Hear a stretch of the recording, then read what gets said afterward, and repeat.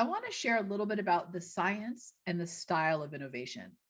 I think in understanding how the science and the research comes together, how your brain works, it will help you unlock this incredible tool that you have between your ears inside your head.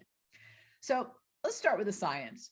I used to believe, like a lot of us, that, being an innovator or just innovating in general was for the select few, those special people who were bestowed with special skills. And, maybe it was Susie with the blue streak in her hair and the funky glasses and, knows where all the great cafes are. But it was definitely for the select few. I used to think that innovation was this left brain, right brain thing. So either you were doing super innovative and creative things like painting or sculpting or dancing, or you were doing analytical things like your schedule, working in Excel spreadsheets, your to-do list, but never the two shall meet. I used to believe that innovation was for select times, like, that 3 p.m. brainstorm with the scented markers and the blank easel pads. My 25 years of work in research came to blow those assumptions out the door. And what I came to realize were 3 amazing facts about how our brains work. I think in understanding these facts, you'll find it easier to unlock what's already inside of you. So here are the 3 things that I came to understand by digging into the neuroscience, interviewing researchers, looking at behavioral psychology, change principles. Number 1, I discovered that we all have the structures for intelligence and innovation. So the structures for intelligence are like deep grooves, super highways, and the structures for innovation are loosely connected side roads. But the cool part is they're distinct, which means you don't have to have gone to an Ivy League school. You don't have to be a VP of a company. You don't have to have a super IQ to be innovative. We both have the structures for intelligence and innovation inside of us. The second thing I learned is that innovation, which we used to believe was relegated to a certain part of your brain, the whole left brain, right brain, or certain sections, that's actually not true. What researchers now understand is that innovation is a whole brain experience. I think of it like, those pictures that you see from the International Space Station that's looking down on Earth and there's all these like patterns of lights lit up across the globe. That's how I see our brain.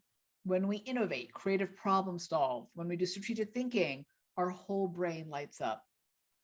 And the third thing I learned, which might be the most important for all of us, is that researchers and the scientists in the past were wrong. They used to believe that our brains were done growing and changing at 25. So basically, once we were in our early mid-20s, we were set in stone. Turns out that's not true at all. Our brains have something called neuroplasticity. And what that means is that our brains have the opportunity and the ability to change and grow and evolve, create new connections, let other connections die, strengthen certain parts of it. This is the part that I think is really important for all of us, because what it tells me is that we all have the ability to strengthen our innovation muscles. So the brain isn't technically a muscle, but in this way it acts like one. So if we exercise it intentionally, if we do innovation activities every day, we get stronger in that skill. If we don't, we get weaker. Oftentimes when people come to me and say, oh, Tamara, I don't have an innovative bone in my body, or I'm not the creative one, that's Bailey down the hall. What they're really saying is, I haven't practiced and I haven't strengthened that part of me. It's dormant and it's weak. So the science behind the brain proves that we're all everyday innovators. First of all, we all have the structures for innovation inside of us. Second, innovation is a whole brain experience.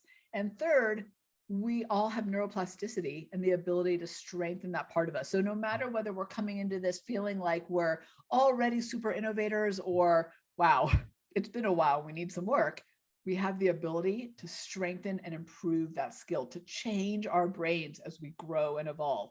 And oh, by the way, here's the cool part. Research has also shown that when we create a problem solve, when we solve that sticky thing that's been bothering us or have that aha moment, it actually taps the feel-good chemicals in our brain. It has like a dopamine hit. So it actually makes us feel good. It's why those moments also include having great joy and satisfaction with them. So that's the science of innovation. And what my research came to discover is that as humans, what we all have is 9 ways that we innovate, 9 triggers of innovation inside of us, 9 ways that we as humans are naturally wired to innovate. And what we each have is what we call a unique everyday innovator style. And that everyday innovator style is the combination of your top 2 power triggers and the presence of a dormant trigger.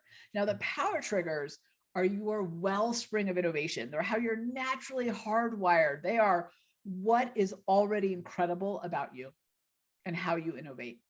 And the dormant trigger, I don't like to consider it a weakness because that's comparison, but think of it as where you innovate the least, right? It's going to exhaust you to play there.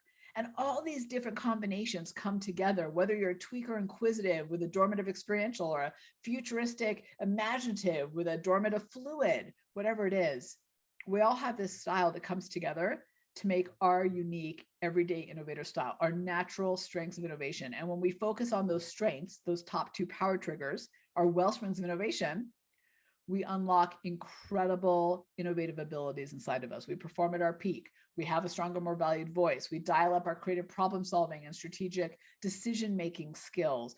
We have a stronger valued voice. We see opportunities more often, especially the ones hiding in plain sight.